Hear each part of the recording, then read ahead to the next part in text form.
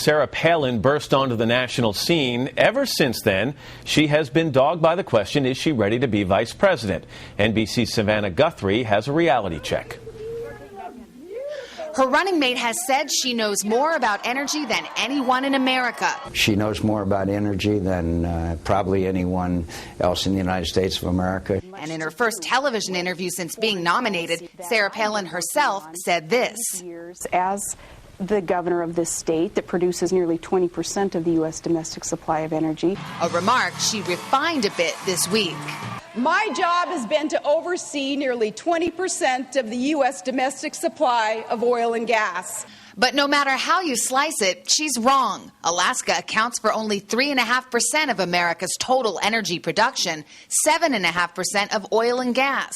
A campaign spokesperson now says the governor was only talking about oil. When you look at the domestic oil production, we do supply 15 to 20%. On overseas travel, did she or didn't she go to Iraq?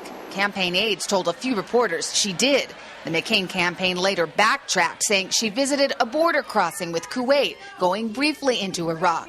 But the Alaska National Guard says Palin never entered Iraq at all.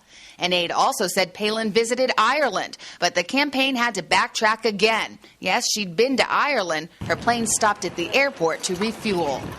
Another question about her foreign policy credentials, has she ever met with foreign leaders? Palin said this in the ABC interview. I have not, and I think if you go back in history and if you ask that question of many vice presidents, they may have the same answer as I just gave you. But historians say the facts tell a different story. Actually, if you look at history, since Pearl Harbor, every single vice presidential candidate of a major party has had some pretty serious exposure to foreign leaders, with the exception of Spiro Agnew.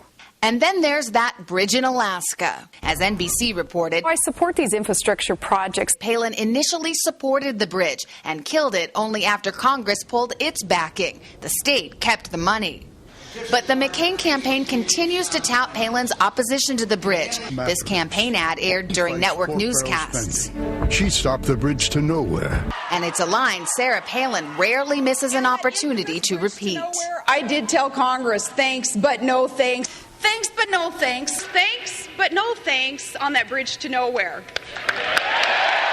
Even now, the bridge project isn't dead. At Palin's direction, Alaska's Department of Transportation is still considering alternatives to link the town of Ketchikan to its airport, including several bridge proposals with federal earmarked dollars.